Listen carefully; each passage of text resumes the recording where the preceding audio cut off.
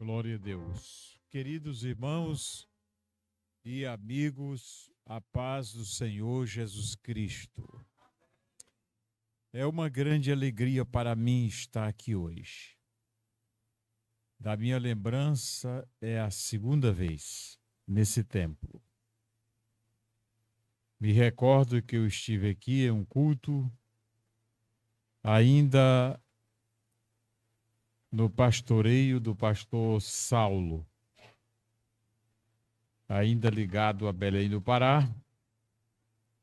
Nós nos tornamos amigos, recebi um convite e eu vim aqui, participei de um culto com ele. Na época, eu estava quase todas as semanas aqui em São Luís, pois estava no percurso do mandato de deputado estadual. Tinha um pouco mais de facilidade de participar dos cultos na capital e no seu entorno. E depois o tempo passou, ele foi para Belém, mas antes de sair, conversou comigo e entregou aos cuidados da Comadésima a igreja que estava sob o seu pastoreio, inclusive esta, e as outras que estavam na coordenação dele. Foi aí então que a Comadésima veio para cá assumir a responsabilidade pastoral dos pastores que pastoreiam as igrejas. A Comadésima pastoreia pastores e os pastores pastoreiam as igrejas. Porque a convenção nossa ela é uma convenção de pastores. No Maranhão e em outros estados da federação. Nossa documentação, por força estatutária e regimental, é interestadual. Por isso, nós podemos estar em todo o território nacional e já estamos. Não há um estado desta federação que a Comadésima não esteja presente. Com uma igreja grande, média, pequena ou mesmo uma frente de trabalho missionário implantando uma igreja no estado. Então Deus tem abençoado a jornada desta convenção no percurso de 22 anos, que é a data de sua fundação, 25 de julho de 2003. Então, em 25 de julho desse ano em curso, o julho que passou, né? Nós completamos 22 anos de emancipados, de convenção, né? De convenção. E aqui nós estamos alegres nesta noite. Venho aqui, no início da minha fala, na condição de homem de Deus e de pastor, presidente desta instituição respeitada em todo o território nacional, manifestar publicamente o meu apoio incondicional ao pastor Jair Flávio, que é o presidente desse campo aqui, toda a igreja que está sob os seus cuidados, os auxiliares, diáconos, presbíteros. Se tem algum convencional com ele também aqui, receba o nosso apoio, o nosso carinho e respeito a esse povo. Também quero aqui agradecer a Deus e manifestar o meu apoio aos demais pastores dos campos vizinhos aqui, já foram apresentados, nós temos outros pastores aqui, que vieram nessa noite para cooperar conosco e, de alguma forma, dar um apoio ao presidente que está presente no culto aqui. Então, com muito carinho, com muito respeito, eu recebo de todos vocês esse apoio e quero estender aqui a minha mão para vocês. O meu ombro amigo, contem comigo naquilo que tiver ao nosso alcance. Nós estaremos prontos para ajudá-los em oração e em ação. Porque a oração ela é o conjunto de duas coisas, orar e ação. Por isso que a gente chama de oração, porque a gente ora, mas a gente faz ação, entendeu? Por exemplo, vamos orar pedindo uma casa a Deus. Oramos e Deus abençoa, mas a casa não vem de cima para baixo assim, porque senão quando chegar aqui, entendeu? Fica só os pedaços. É preciso que haja ação da parte de quem orou, entendeu? Trabalhar, economizar, se organizar e construir. Deus abre as portas e as coisas funcionam assim. Por isso que a gente abraça esse ministério da oração, que ele é um cabo de aço que liga Deus e o crente. Quando ele não puxa Deus para perto do crente, ele puxa o crente para perto de Deus.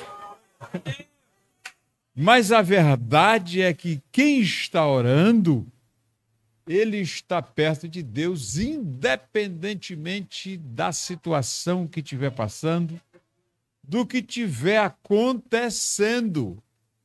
Às vezes depende de um tempozinho, entendeu?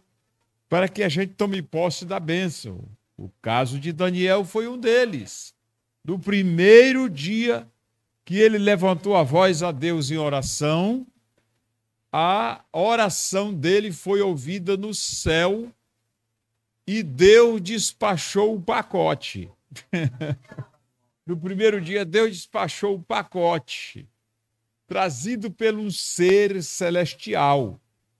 Mas houve uma oposição, uma nuvem de demônios no espaço, impedindo para que a oração de Daniel demorasse a chegar ou não chegasse, Daniel viesse a desistir da sua oração.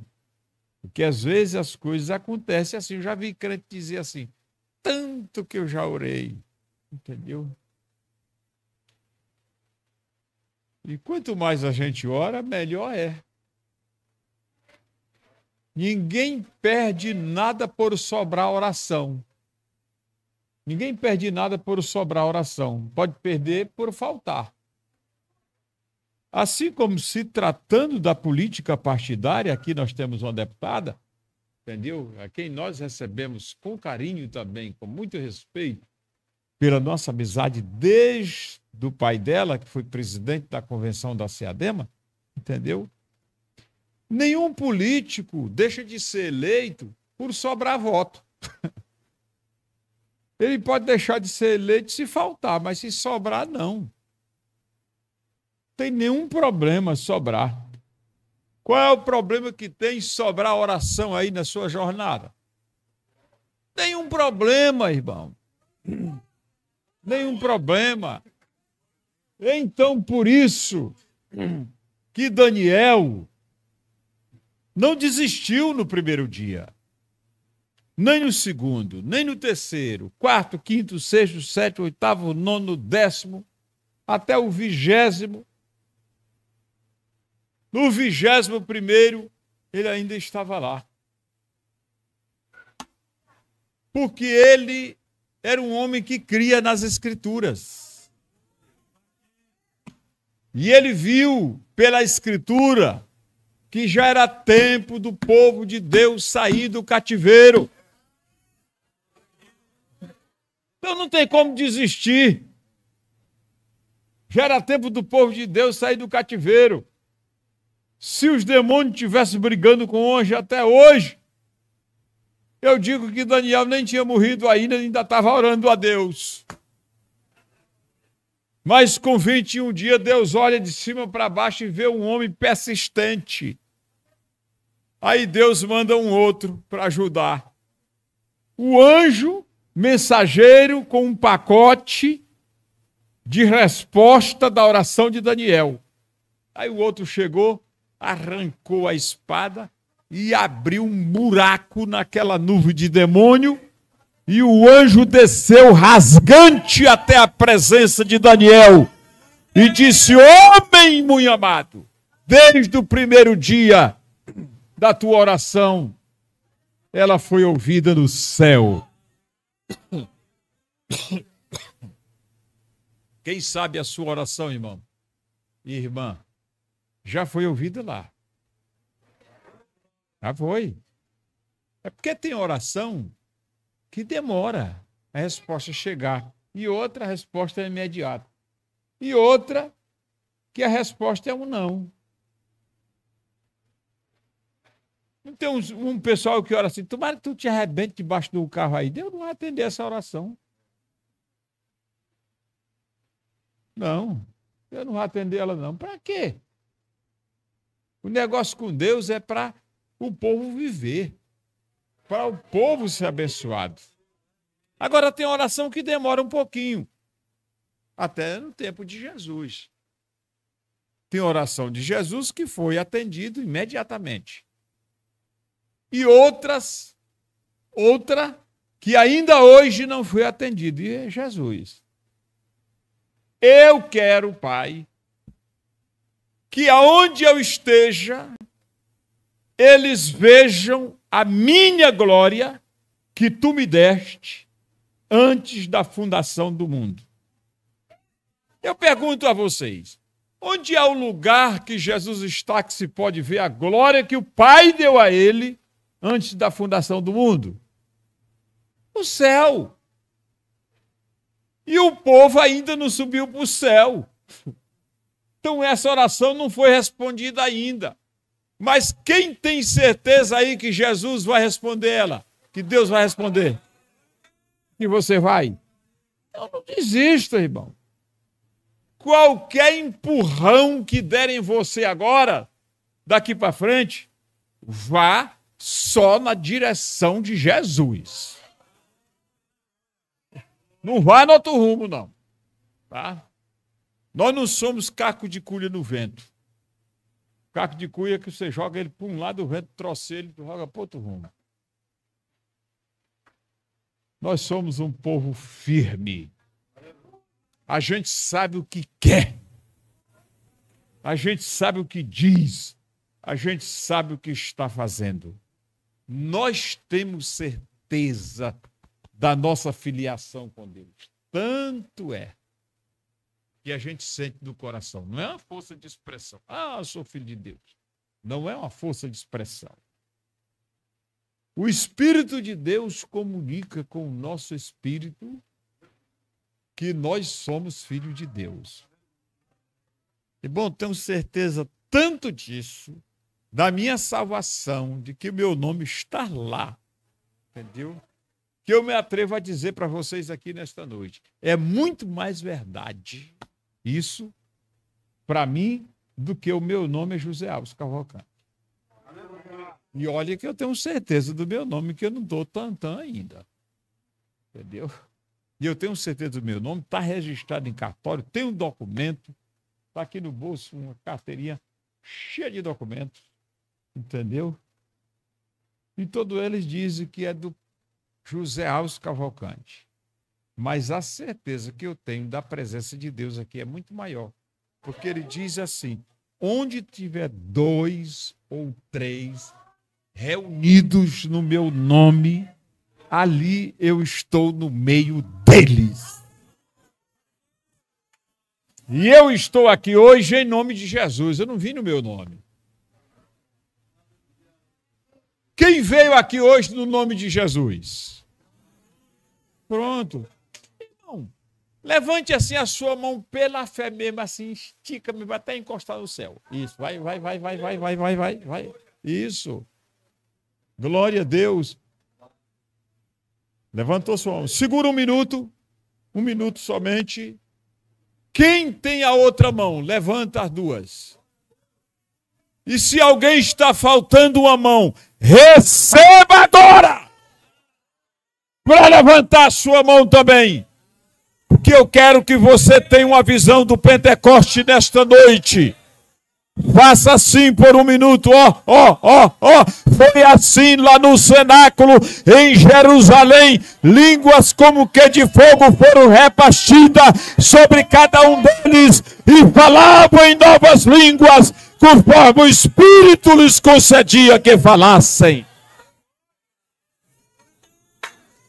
Eu sei sim que o anjo de Deus está aqui hoje e tirou uma foto bonita desse povo aqui para sair do jornal mais novo lá no céu. Aleluia! Eu sei que já está a hora de terminar o culto. Nós já ouvimos belos hinos, uma grande mensagem. E eu pensei comigo, só vou dar uma saudação aí, até porque eu estou com muitos problemas aqui na questão saúde. Eu fui atingido por essa virose aí há uns 15 dias e eu estou lutando com ela. Quando começa a forçar um pouquinho, entendeu? Começa a sacudir um coco velho de fava que está escondido aí, entendeu? E eu estou tentando controlar aqui, mas sinceramente, eu já estou com vontade de dar glória a Deus até fazer rosca.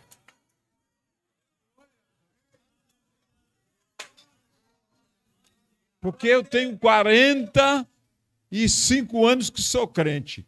Já participei de muitos cultos bons, mas como esse...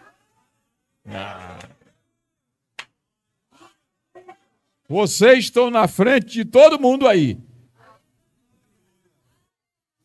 Nessa maratona de 45 anos, 42 anos de ministério.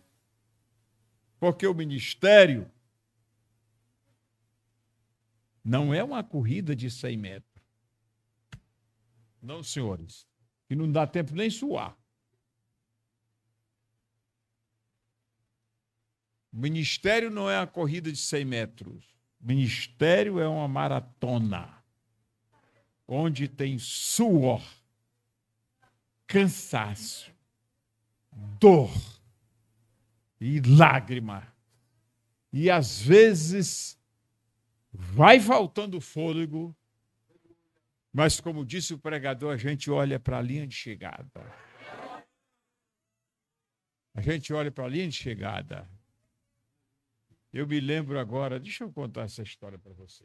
Meu pastor Jairo Saldanha de Oliveira, de saudosa memória, foi pastor no sertão muitos anos.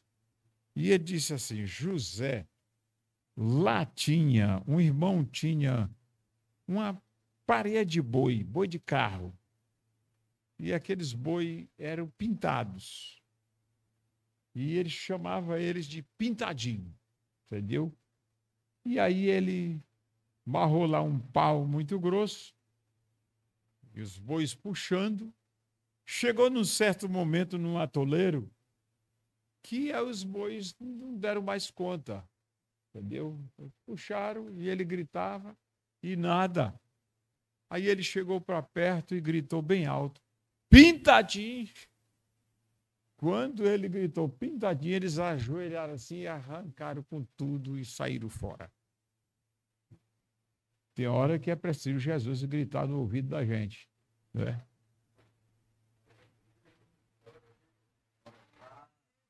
Para a gente poder acordar, erguer a cabeça. Porque às vezes a gente está de joelho também, pensa que as forças estão acabando. Não, irmão. Olhe, as forças de um crente não acabam quando ele ajoelha, não.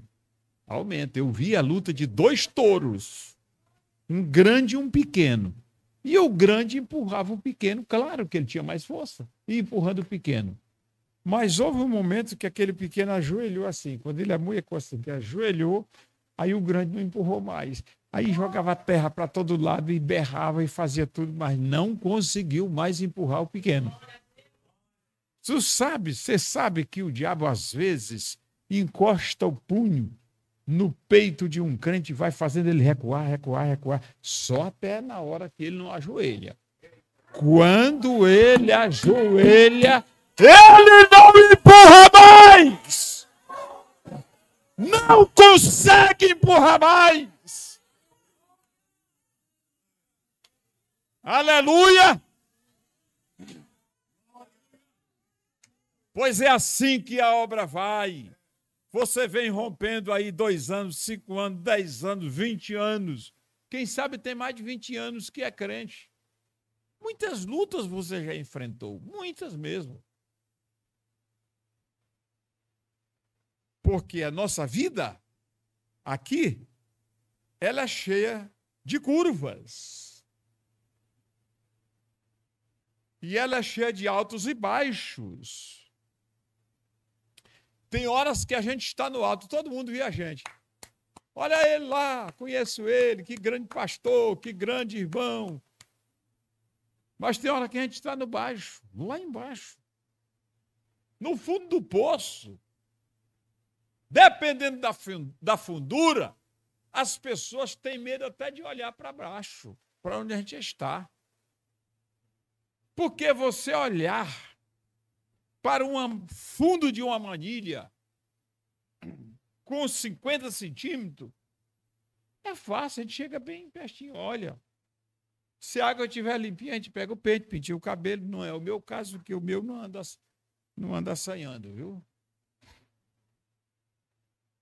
Mas olhar para o fundo de uma cisterna com 100 metros, as pessoas têm medo até da sombra derribar a gente dentro. E você só olha segurando num pau, numa corda, ou apoiado por outra pessoa.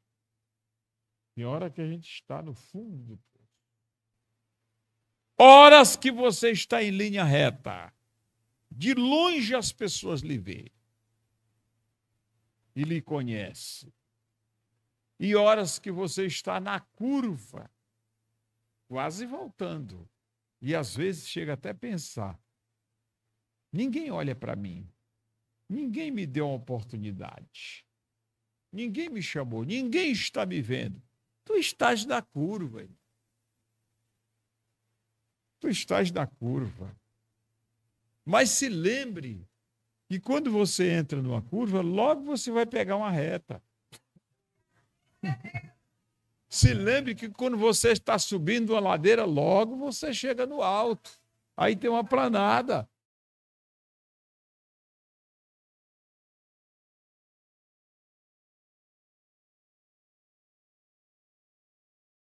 Curva, no alto ou no baixo, que Deus está perto de nós.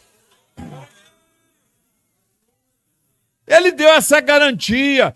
Estou convosco todos os dias. Você acredita nisso? Estou convosco todos os dias. Pode ser no alto, no baixo, na curva, na linha reta. Ele está conosco. Eu sei que você tem essa experiência, mas eu vou contar só um testemunho aqui de um irmão. Tá? O irmão, hoje ele já está jubilado. Ele foi pastor, depois desse testemunho se tornou um pastor, um grande pastor. Hoje está jubilado, mas antes do pastorado, ele era um comerciante. E o comércio dele grande aqui, mas atrás da partilheira tinha um espaço onde ele lia a Bíblia e sempre orava a Deus.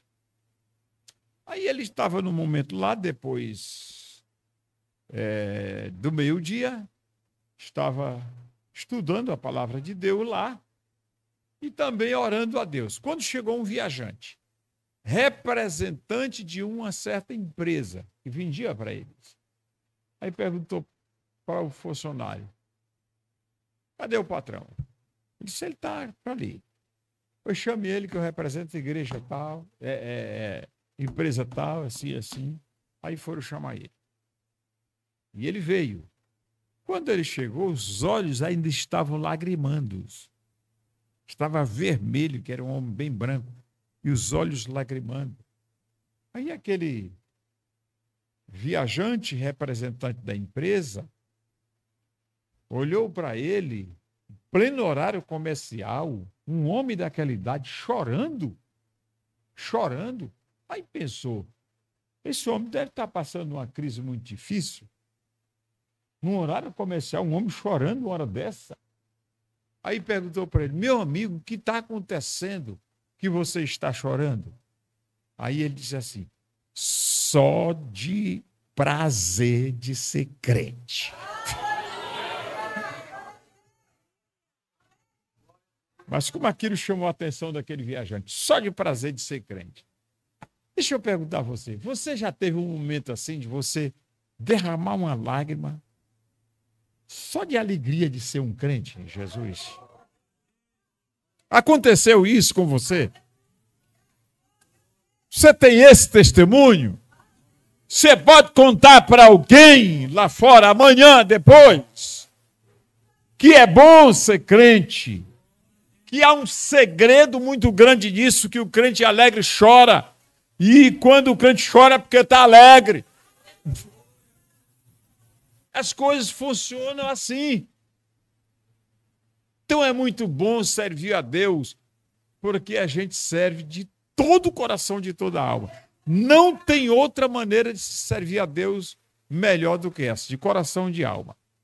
Eu quero concluir chamando a sua atenção. Vamos pensar aqui. Vamos pensar bem aqui. Num casal, sentados numa calçada lá fora, e um dos cônjuges dizer ao outro, eu te amo de quase todo o meu coração.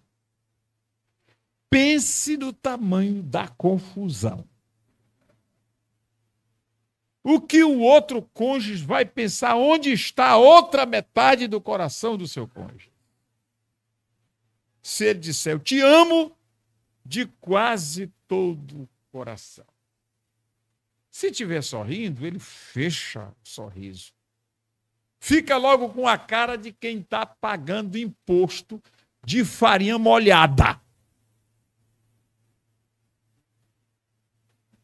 Se nós que somos humanos, a gente não aceita isso.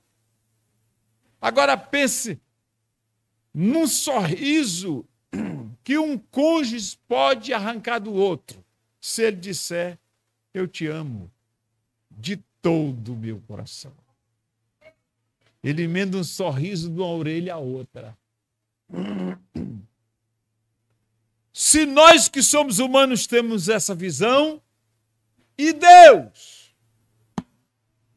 Por isso que está escrito aqui que o servir a Deus é de todo o coração, é de toda a alma, é de toda a força, é de todo o nosso entendimento. Ele não aceita outra forma de culto, a não ser oferecer o nosso corpo como um sacrifício vivo, santo e agradável a Deus. Essa é a forma que ele aceita. A gente não pode perder tempo num culto. Um culto, irmão, é 1h30, lá costume nosso. A não ser que seja uma festa, a gente passa um pouquinho, entendeu? Mas é 1h30 de culto. E se a gente for pensar bem, a gente não está pagando nem o dízimo do tempo no culto para Deus. Porque um dia, quantas horas? Hã? Quem sabe quantas horas é um dia? Fala bem alto. Hã? 24 horas. O dízimo de 24 horas, quantas horas são? 2h40. Se a gente fosse pagar o dízimo do tempo em forma de culto para Deus, o nosso culto teria que ser 2h40. A gente faz um culto com 1h30. Quando passa de 1h30 não sendo festa, Não sei aqui, mas lá para aquela região do Maranhão para lá, a gente vai para crente assim, que depois de 1h30, entendeu? A cara dele fica desse tamanho. Entendeu? Tamanho também. Se esse culto não vai terminar mais não, faz como um irmão que nós conhecemos a história dele, e o pastor na escola dominical passou do horário um pouquinho, o menino chorando, e ele não gostava de trabalho que passava do horário. O menino chorando, aí a mãe do menino deu a harpa, ele empurrou com os pés, deu a Bíblia, o menino empurrou também, deu a mama, o menino não quis, chorando. Aí a mãe se preocupa, oh meu Deus, o que essa criança tem? Aí o irmão falou de trás dela, ora, não sei, eu sei, isto é fome. Porque não é hora de escola dominical mais em lugar nenhum. Mas isso ele dizia numa voz que o pastor escutava lá no púlpito. Não é hora de escola dominical mais em lugar nenhum.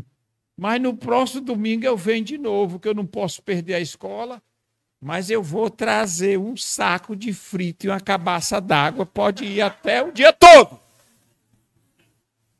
Mas precisa o pastor terminar a escola, né? Na verdade, tudo tem que ser com decência e ordem.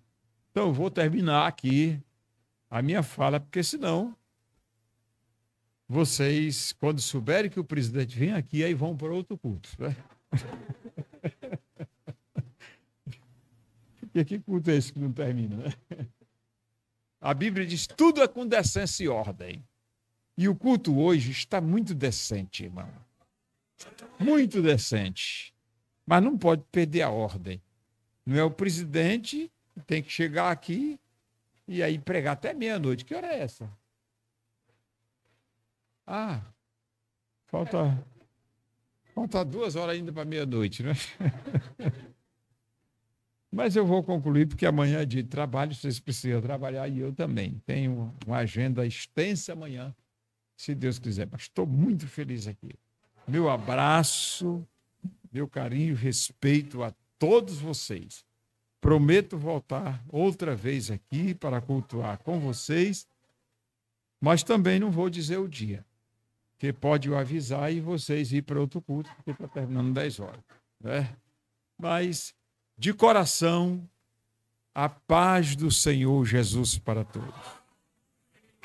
Diga a paz do Senhor bem forte.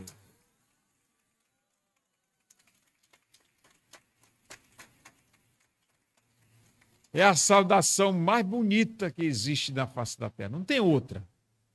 A mais linda é essa. A paz do Senhor. As coisas têm tentado querer mudar muita coisa, mas a Assembleia de Deus é mesmo essa raiz, a gente está segurando. A paz do Senhor. Porque lá no mundo, lá fora, é assim, diferente. Oi! E aí, cara?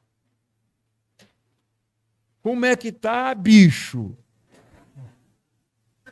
Não é assim lá fora? Se não tiver cuidado, a coisa começa a mudar dentro da igreja. Aqui, acho que não mudou nada dentro, não. Mas lá daquela região de Imperatriz para lá, tem até uns pastores dizendo paz. Não é mais paz do Senhor, só paz. Como quem joga um bolão de massa assim numa parede. Pá, se pegar, pegou. Olha, dependendo da pontuação, paz pode ser muitos pais, dependendo da pontuação, ou pode ser país. Entendeu? Agora, a saudação mesmo é a paz do Senhor. E o maranhense ainda é diferente. Vem aqui um pouquinho. O maranhense diz assim, paz do Senhor, dá um abraço, bate na pá e dá a paz do Senhor de novo. E dá a paz do Senhor de novo. Vem cá, Reginaldo. Agora eu vou concluir com essa fala aqui com o Reginaldo do meu lado. Esse cidadão, quando eu cheguei em Açailândia, há 25 anos, já encontrei ele lá. Um rapaz, cooperador na igreja, solteiro, uma pessoa que muito me ajudou lá, viajou comigo, naquele sertão todo. Ele cantando e eu pregando. Sempre ele foi bom para pregar e eu ruim para.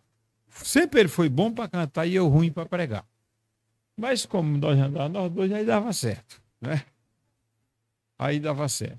O tempo se passou, o Reginaldo precisou sair de Açailândia, viajou, morou em Macapá, morou em Fortaleza, e eu soube algumas notícias muito vagas assim do Reginaldo, e por último fiquei sabendo que ele está aqui em São Luís. Mas eu não encontrava o Reginaldo. Através de um amigo, achei o número do telefone dele, falamos por telefone, marcamos de nos encontrar lá para a região, para lá. Não deu certo. E hoje eu encontrei o Reginaldo aqui. Ele está dirigindo uma igreja que ele fundou. É um ministério independente, não está ligado a nenhuma convenção, em nenhum outro ministério.